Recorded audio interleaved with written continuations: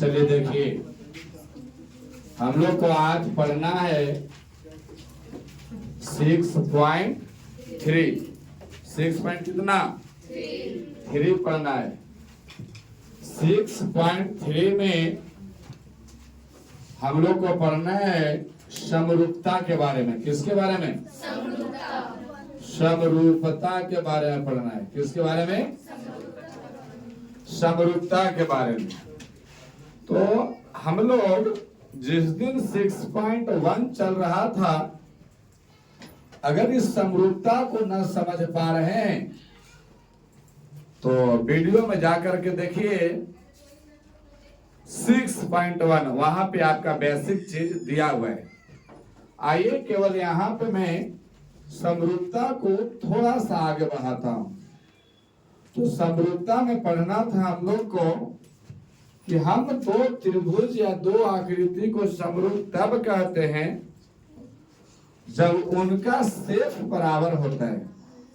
मतलब सेफ जो है ना, सेफ जो है वो बराबर है। सेफ का मतलब क्या होता है?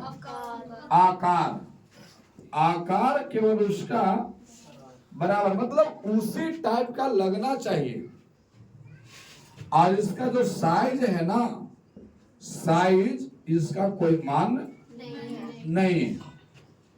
जैसे मैं कह सकता हूं कि आपका ए, आपको मैं मानता हूं कि एक त्रिभुज है जिसका नाम है PQR, और एक और त्रिभुज है, इसका नाम है आपका XYZ। अब ये दोनों त्रिभुज मैं मानता हूं कि ये एंगल 70 डिग्री है, तो ये भी एंगल क्या होगा? 70 डिग्री। ये एंगल 80 डिग्री है, तो ये भी एंगल कितना होना चाहिए? तो ये एंगल कितना डिग्री रहेगा? 30 डिग्री। तो ये भी कितना होना चाहिए? 30 डिग्री। तो यदि एक त्रिभुज का तीनों एंगल बराबर है तो वह क्या कहलाएगा? समरूप। समरूप कहलाते हैं। अच्छा, मैं ये भी बताया हूं कि अगर मानता हूं कि ये 30 डिग्री है, तो चाहे इसको भुजा को कितनो छोट कर लीजिए, चाहे कितनो भी बड़ कर लीजिए, एंगल पर कोई भी प्रभाव नहीं पड़ेगा।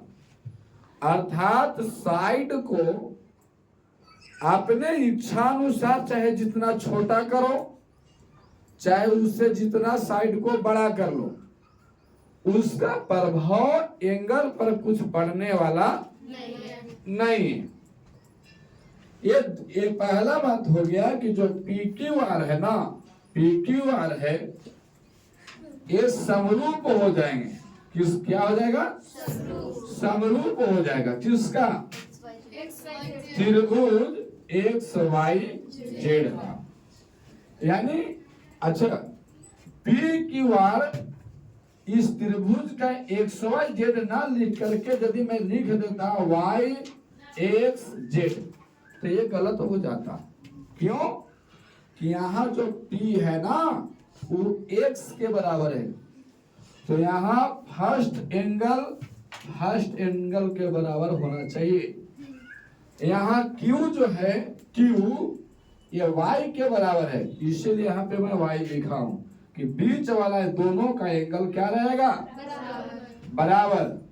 और यहाँ जो R है वो Z के बराबर रहेगा। तो यहाँ देखिए अंतिम में एंगल R है, वो एंगल किसके बराबर रहेगा? अगर मैं इसको ना लिख करके इसको लिख देता तो क्या होता? तो यहाँ P किसके बराबर होना चाहिए? Y के। तो यहाँ P क्या Y के बराबर है? इसीलिए जो एंगल जिसके बराबर होगा उसका भाव वहीं पे लिखा जाएगा। कंप्लीट है? ये तो हो गया कोण के अकॉर्डिंग। दूसरा जो होता है वो आपका भुजा के भी अकॉर्डिंग होता है। जैसे मैं मान लूं कि एक त्रिभुज आपका ये वाला है और एक और त्रिभुज है जो आपका एक और त्रिभुज है, वो आपका ए वाला है। यहाँ पे दे दीजिए नाम ए बी सी, यहाँ पे एक्स वाई जेड। अब ये जो होगा ना कि अगर ये दूर है तो हो सकता है कि ये भी दूर है, ये 4 है तो ये भी 4 रहे, ये 8 है तो ये भी 8 रहे। अन्यथा आप ये भी कह सकते हैं कि अगर ये दूर है तो यहाँ कितना रहता 4, ये 4 है तो यहाँ दुगना भी हो सकता है कितना 8, ये 8 है तो यहाँ कितना होना चाहिए 16। अर्थात दो त्रिभुज समरूप तब कहलाएंगे जब उनका भुजा का रेशियो बराबर हो। तब यहाँ पे भुजा निकालेंगे, ऐसे हम करके निकालूं कि आपका ए बी बटा का एक्स वाई का वैल्यू क्या हो जाएगा 2/4 इसका टू कितना 1/2। इसी टाइप से मैं अगर BC और बटा का YZ निकालता तो भी आपका 4/8 इसका टू 1/2। अगर मैं AC और बटा का XY निकालता XZ निकालता तो भी आपका क्या होता 8/16 इसका टू 1/2।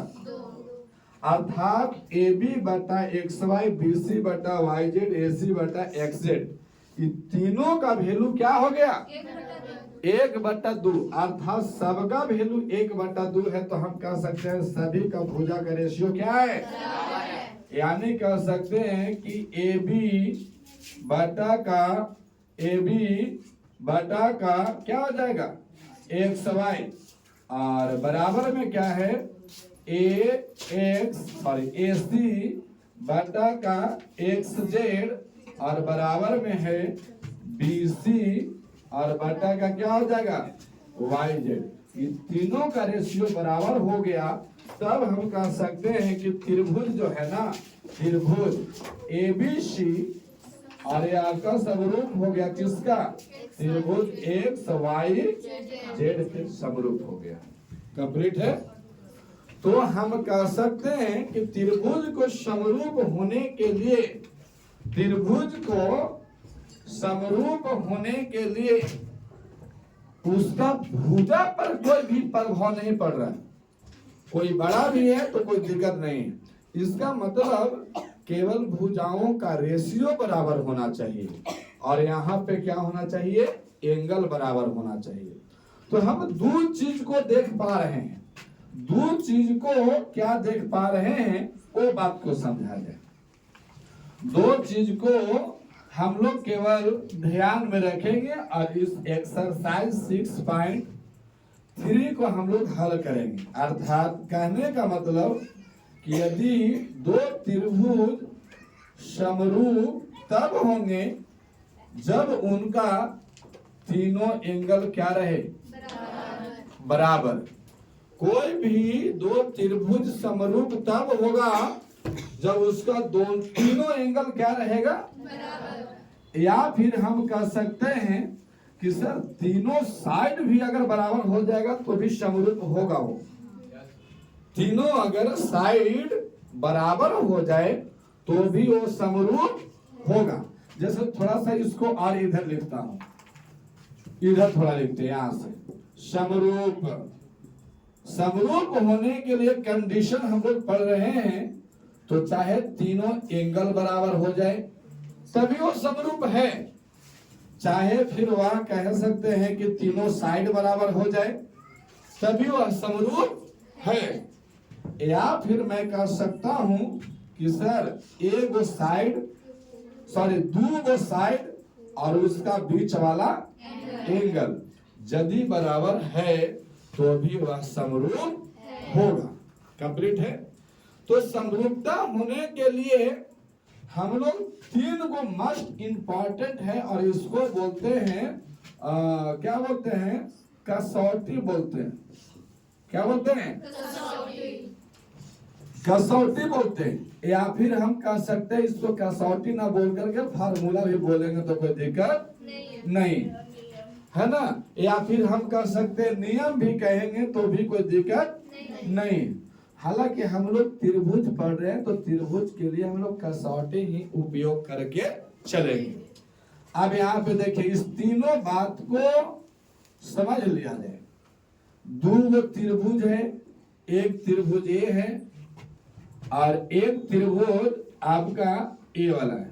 मैं पहले बताया हूं साइज पर इसका कोई भी फर्क भी आपका नहीं प्रभाव पड़ता है। ये आपका ए बी और सी, ये है आपका एक्स वाई जेड।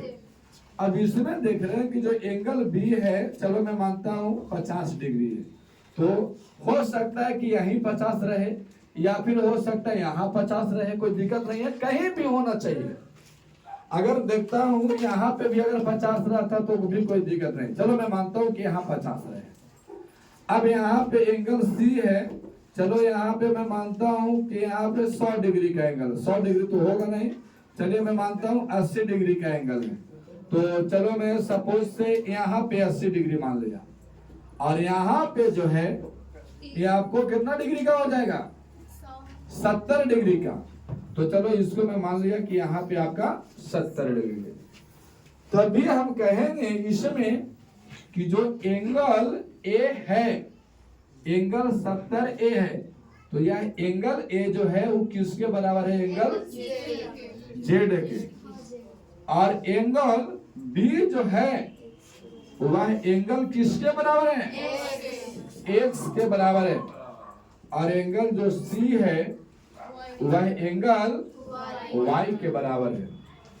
तो हम कहेंगे कि एंगल एंगल एंगल समरूपता, समरूपता कसौटी, कसौटी से त्रिभुज कौन कौन, तो ए बी सी। अब ये समरूप हो जाएगा, किसका समरूप होगा, तो समरूप होगा, ए देखना पड़ेगा किसके बराबर है, तो यहाँ कहेंगे त्रिभुज जेड, बी किसके बराबर है, एक्स, और सी किसके बराबर है, तो ये दोनों त्रिभुज क्या हो जाएगा, समरूप। समझ पा रहे बात को। अच्छा अब आई साइड का बारी। तो साइड में क्या होगा कि फिर से मैं दो त्रिभुज लूंगा। चलिए अब की एक त्रिभुज है, चलिए मैं दे देता हूं आपका पी क्यू आर, और एक और त्रिभुज है इसका नाम दे दिया एस टी यू। कंप्लीट है। अब यहां पे मैं मानता हूं कि ये आपका 4 है, यहाँ 4 है, यहाँ आपका 3 है और यहाँ पे 5 है। तो चाहे तो इसको दुगुना में रहेगा तो भी, या फिर बराबर रहेगा तो भी, या 3 गुना, मैंने केवल रेशियो अगर निकालेंगे सभी भुजाओं का तो हमको रेशियो में बराबर आना चाहिए। कंप्लीट है। तीनों भुजाओं का रेशियो क्या आना चाहिए, बराबर। तब यहाँ पे चलो मैं मानता हूँ 12 है, यहाँ पे 15 है, यहाँ पे कितना है 9। तो यदि मैं अगर निकालूं कि पी क्यू बटा का एस टी, पी क्यू बटा का एस टी, तो यहाँ पे आ जाएगा 4 बटे का 12 इक्वल टू 1/3।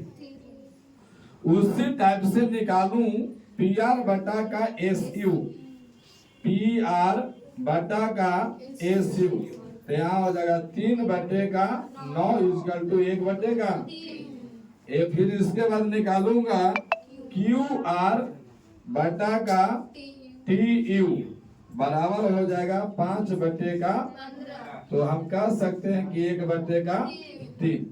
तो हम यहां से कह सकते हैं कि जो आपका पी क्यू बटा में एस टी बराबर पी आर बटा का एस यू बराबर क्यू आर बटा का क्यू, ये तीनों का रेशियो क्या है, बराबर है। तीनों का रेशियो क्या है, इसलिए हम कह सकते हैं कि जो त्रिभुज एबीसी पी क्यू आर, और ये आपका समरूप हो जाएगा त्रिभुज। यहाँ देखना पड़ेगा, यहाँ पी क्यू है तो यहाँ क्या आना चाहिए?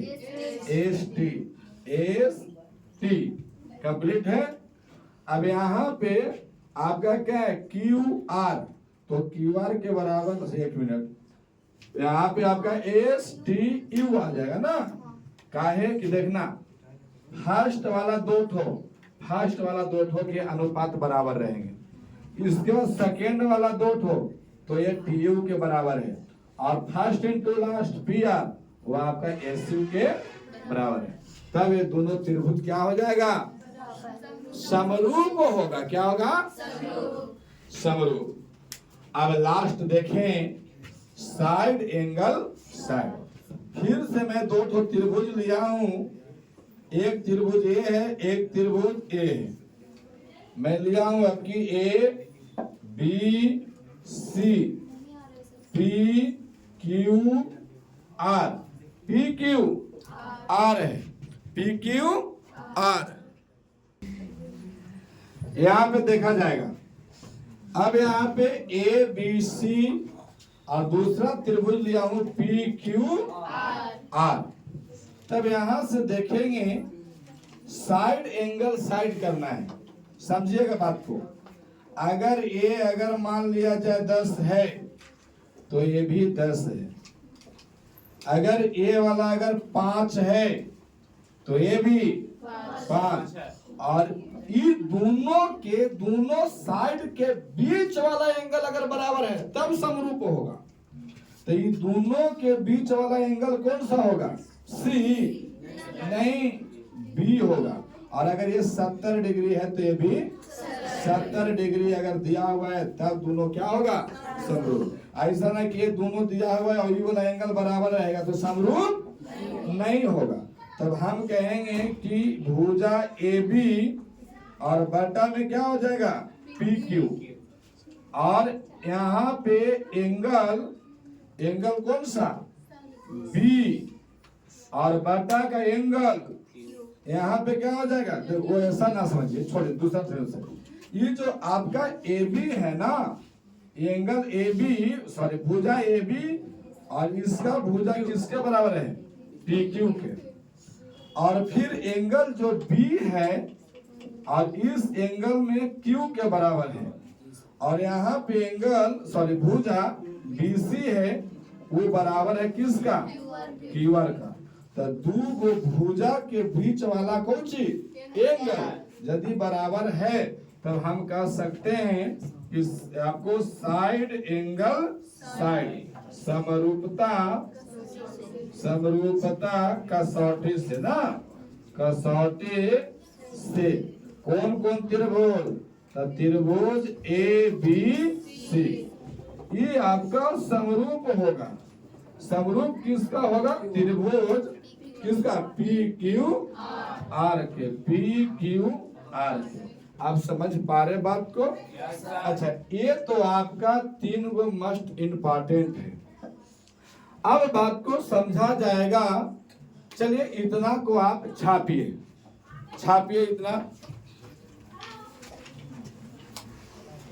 इतना को छापिए।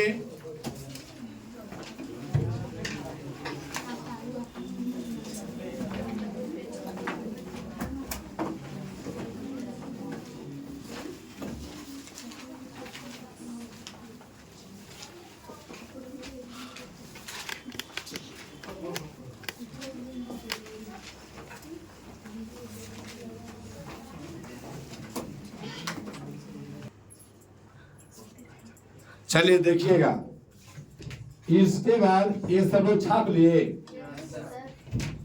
लिए। तब देखिएगा, एक तो और बात इसमें आता है, इसमें रेंज करो। चलिए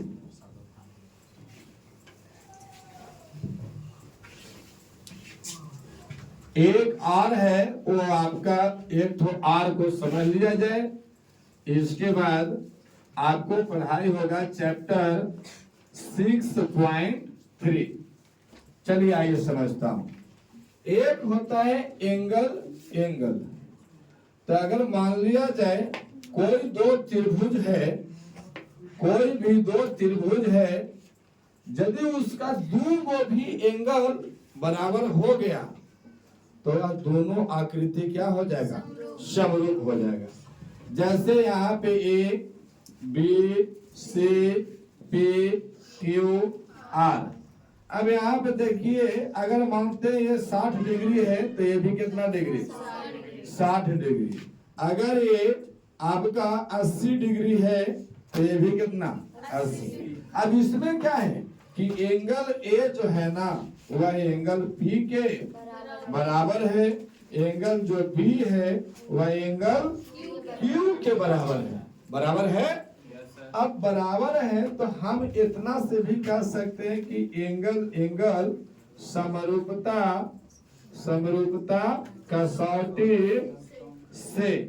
कसौटी से कौन कौन त्रिभुज, तो ए बी सी ये आपको समरूप होगा त्रिभुज पी क्यू आर को। आइए क्यों दो एंगल पर हो जाता है काम, उसको समझे। आप जानते हैं कि इस त्रिभुज के तीनों कोनों का माप कितना डिग्री होता है, 180 डिग्री। जेकरा में ए वाला 60 डिग्री है और ए वाला 80 डिग्री है, तो 8 और 6 14 140 डिग्री हो गया ना। तो ये कितना डिग्री बचेगा। अब देखिए यहाँ पे 8 6 14, तो ये कितना बचेगा। इसका मतलब जल्दी दो त्रिभुज का दो कोण आपस में बराबर है तो तीसरा ऑटोमेटिक बराबर ना हो जाएगा। हो जाएगा कि ना हो जाएगा। इसीलिए हम कह सकते हैं कि एंगल अर्थात कोई भी त्रिभुज का यदि दो कोण बराबर है तो वह भी समरूप होगा। चलिए अब इस बात को 6.3 निकाला जाए। प्रश्न निकालिए 6.3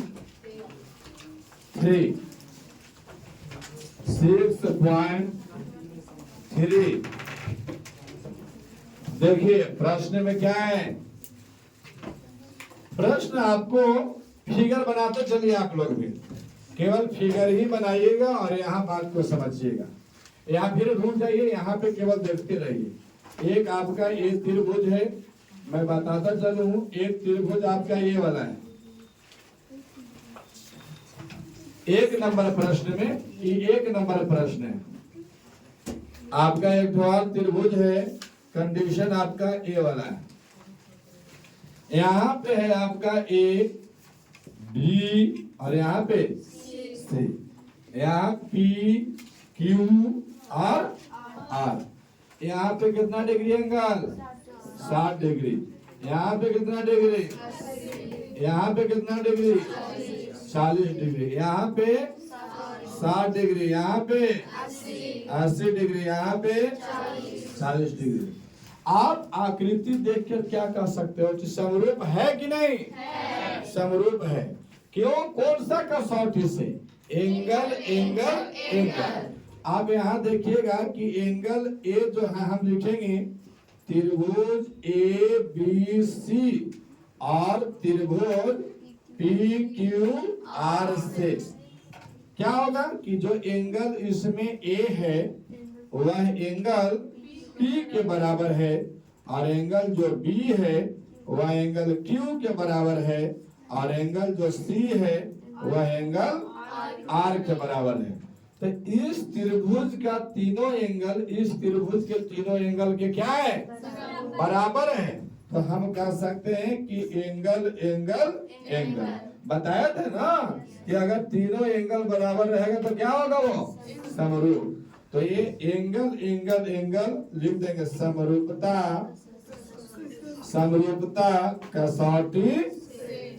कसौटी से कौन कौन त्रिभुज, तो त्रिभुज ए बी सी और ये आपका समरूप हो जाएगा त्रिभुज किसका, पी क्यू। समझ पा रहे बात कि नहीं समझ पा रहे हो। ये आपका दोनों त्रिभुज क्या हो गए, समरूप हो गया। आइए थोड़ा दूसरा दिखाता हूँ। दूसरा में है आपका एक त्रिभुज तो आपका ए वाला है, ऐसा है, और एक त्रिभुज आपका ए वाला है। ये आपका इस टाइप का है, इसी टाइप का है ना। यहाँ पे है आपका ए बी और ए सी, यहाँ पे क्यू आर और यहाँ पे पी। अब इसके साइड का उल्लेख किया गया है, अभी उतारिएगा नहीं कोई। यहाँ कितना है 2, यहाँ पे कितना है 3, यहाँ 2.5, यहाँ पे कितना 6, 5 और 4। अब इसमें आपको दिखाना पड़ेगा कि क्या यह समरूप है कि नहीं। तो हम देखेंगे कि ये जो आपका AB बटा का QR का रेशियो, AB बटा का QR, तो हम कहेंगे 2/4 बराबर में 1/2। फिर इसके बाद कहेंगे BC बटा, अब BC बटा किसको कहेंगे PR QR, BC यही तो ना PR, यही ना है। तो यहाँ पे कहेंगे 2.5/5, 2.5 दूनी 5, 1/2। इसके बाद आपका AC और बटे का PQ, ये अगर है तो BC बटा PQ कितना हो जाएगा 3/6, और हम कर सकते हैं 1/2। तब हम कहेंगे कि जो आपका AB बटा का QR बराबर BC बटे का PR और बराबर AC और बटा का PQ, इन तीनों का रेशियो क्या है बराबर है। तो हम कहेंगे साइड साइड साइड, समरूपता कसौटी से कौन कौन त्रिभुज, तो त्रिभुज ABC ये समरूप हो जाएगा, है ना, समरूप हो जाएगा त्रिभुज किसका, तो ध्यान दीजिएगा AB है, AB किसके बराबर है QR, यहाँ पे हो जाएगा QR। इसके बाद आपका BC है, तो किसके BC आपके यहाँ पे है ना, तो QR एक और कौन बचा है P। अब यहाँ से आपको मैच करके देखना होगा कि यहाँ AB बाटा का क्या है QR, तो ये तो ठीक है, मैच कर गया। फिर लास्ट वाला दूसरे को देखिए, BC बटा RP है, BC बटा RP है, फिर आपका फर्स्ट इंटू लास्ट AC, और यहाँ पे क्या हो जाएगा PQ, तो यहाँ भी आपका है, हो जाएगा कि नहीं हो जाएगा। तो हम कह सकते हैं कि ये दोनों त्रिभुज क्या है समरूप है, क्या रहेगा समरूप, और यही आपका रूप रहेगा। बनाइए,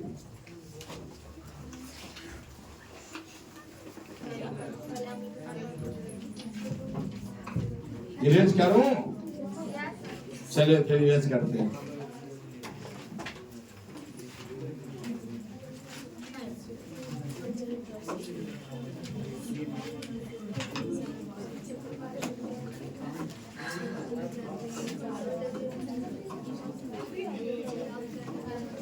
चलिए देखिए तीसरा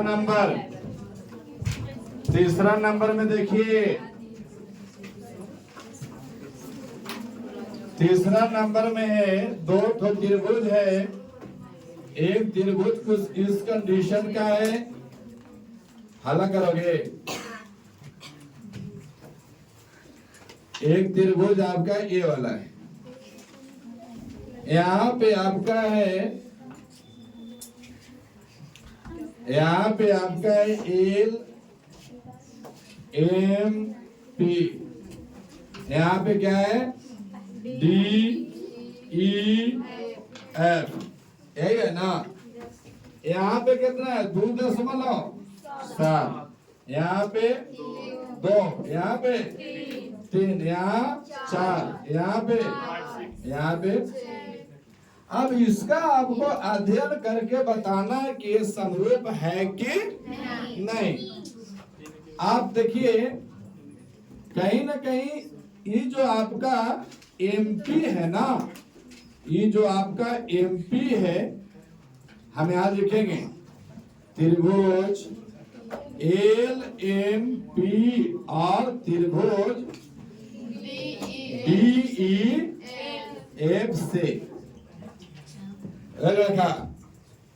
यहाँ पे आपका, यहाँ पे देखिएगा, यहाँ पे जो MP है ई तो बराबर होगा किसका, इसका रेशियो 1/2 से बन रहा है, तो हम इसको लिख देंगे डी।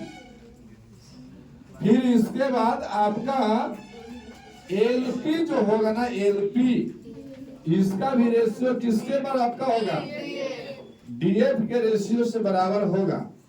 तो अब एक बच गया, एल एम क्या बराबर होगा एल एम ईएफ के बराबर होगा, तो हम कहेंगे कि ये बराबर नहीं है। तब देखिएगा हम कहें कि आपको साइड से अगर चलेंगे तो तीनों साइड बराबर होना चाहिए, तो क्या यहाँ तीनों साइड बराबर है, तीनों साइड का रेशियो, सॉरी तीनों साइड का रेशियो बराबर नहीं है। अगर हम यहाँ पे देखेंगे कि भैया अगर रेशियो निकालें ऐसे करके हम देखेंगे कि अगर मान लिया जाए कि यहाँ पे एमपी और बटा का डी निकाले तो कितना के बराबर आ जाएगा, 1/2 को, यहाँ पे है 2 और यहाँ पे है 4, तो यहाँ पे तो 1/2 आ गया। इसके बाद अगर यहाँ पे देखें, यहाँ पे देखें किसका किसका, एलपी और बटा का डीएल, इसका रेशियो निकाले तो 3 का ये कितना हो जाएगा, 1/2 के बराबर। लेकिन अगर हम यहाँ पे निकाले रेशियो एल एम और बटा का ईएफ, तो यहाँ पे एल एम कितना है 2.7 और बटा का कितना 5, तो हम कह देंगे कि ये 27/50 के बराबर है। कंप्लीट है। तो हम कहेंगे यहाँ से कि एमपी बटा का डीई और बराबर है एलपी बटा का डीएल, और नोट इक्वल टू क्या है, एलएम बटा का ईएल। इसीलिए यह समरूप, इसीलिए यह समरूप क्या है, नहीं है। आप समझ पा रहे हो बात की नहीं? अगर तीनों भुजा का रेशियो बराबर हो जाता तब हम कहते हैं कि यह समरूप है, लेकिन 2 बराबर हुआ, तीसर का बराबर होवे न किया, तो यह समरूप नहीं है। यही बात होगा ना। अब आइए चौथा नंबर पे। चौथा नंबर है, चौथा नंबर, ये आपका चौथा नंबर आकृति, ये आपका तीसरा नंबर था, तीसरा नंबर था ना, ये आपका चौथा नंबर आकृति है। एक त्रिभुज आपका कंडीशन ऐसा है, इसके बाद एक त्रिभुज आपका ऐसा है, यहाँ पे नाम है एम एन और एल, यहाँ पे पी क्यू और आर ए।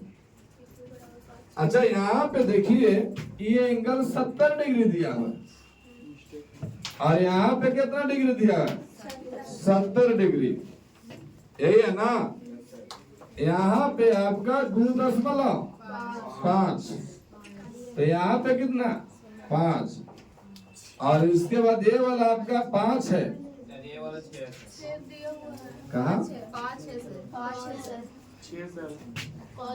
5 है, 5, और ये वाला क्या है 10, 6 है, 5 करो उसको, 5 है वो।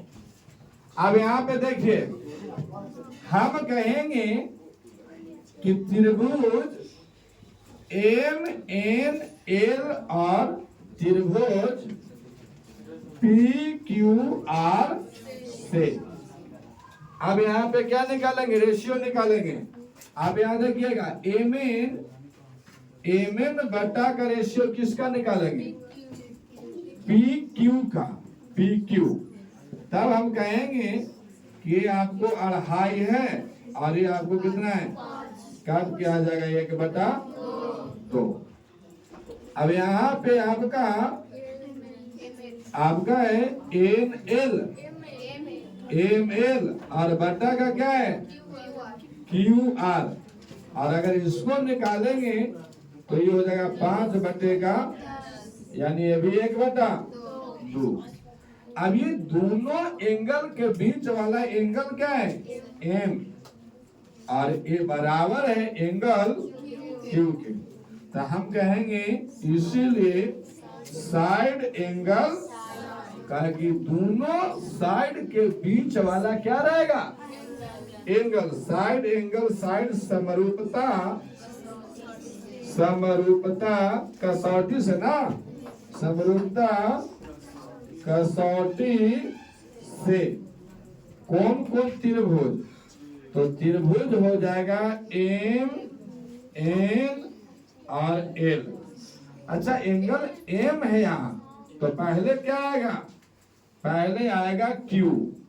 ये आपका समरूप हो गया त्रिभुज। यहाँ देखिएगा, यहाँ एम है तो एंगल है ये क्यू के बराबर है, तो पहले क्या आएगा? क्यू। इसके बाद क्यू आया, अब यहाँ पे आपका एन है, आपका एम के बाद एन, तो यहाँ पे क्यू के बाद क्या हो जाएगा? पी। अच्छा, यहाँ से देखते हैं एम एन बटा क्यू पी है क्या? है कि नहीं? और जो बच गया वो आर अंतिम में हो जाएगा। यही तो हम कह सकते हैं कि यह समरूप है, यह समरूप है, यह समरूप है। चलिए बनाइए।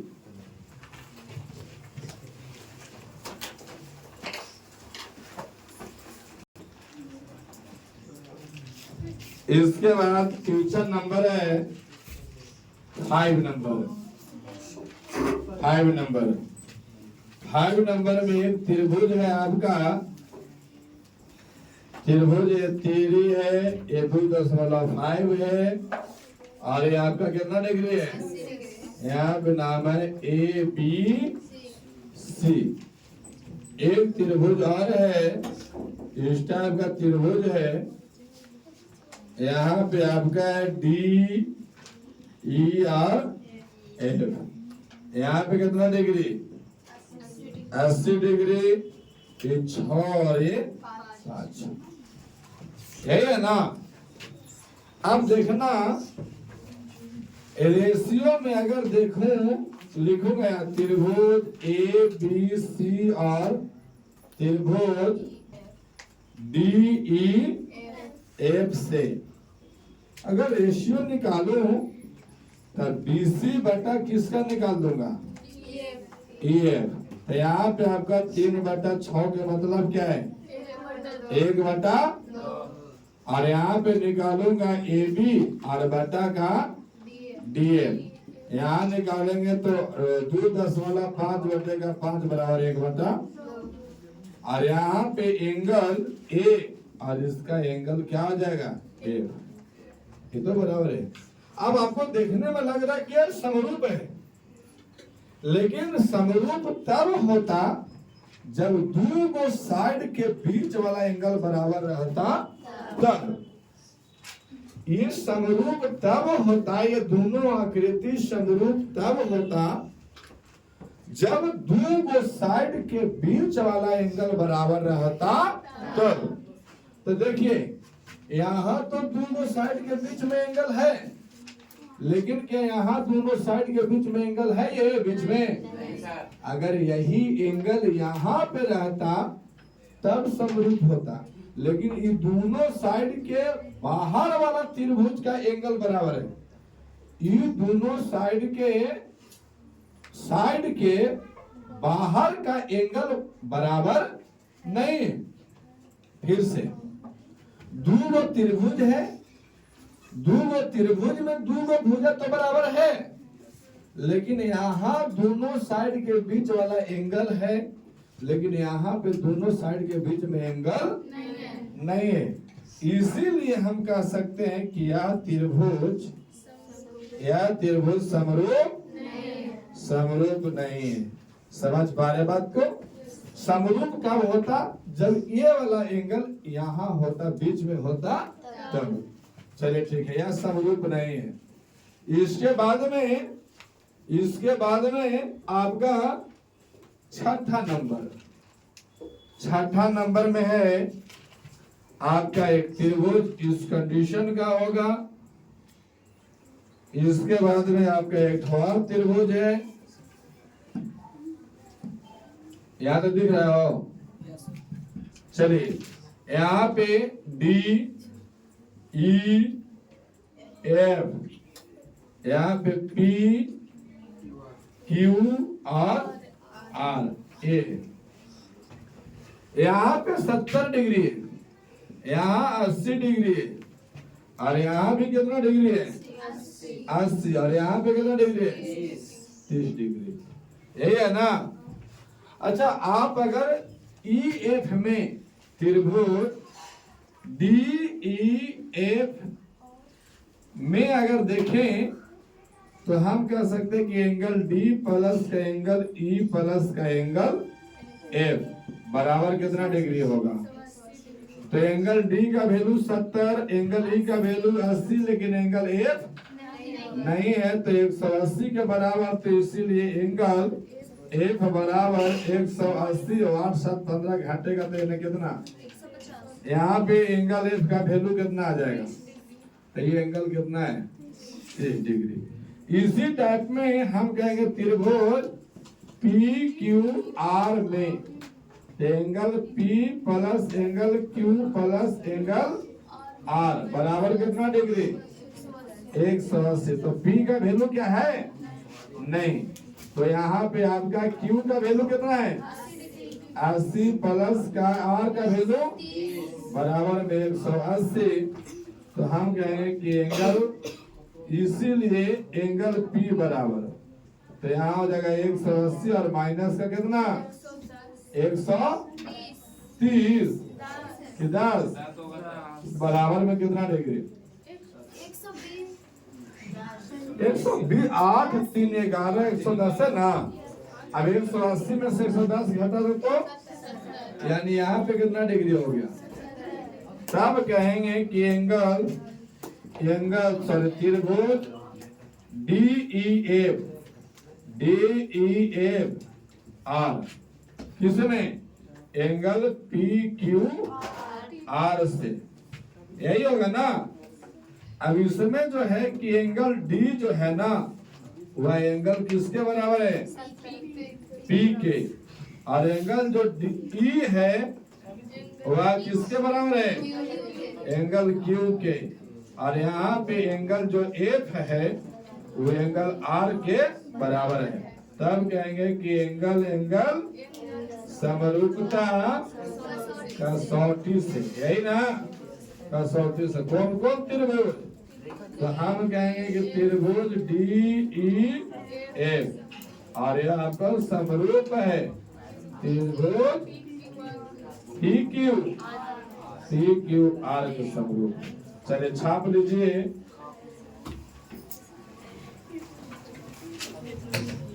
छापिए।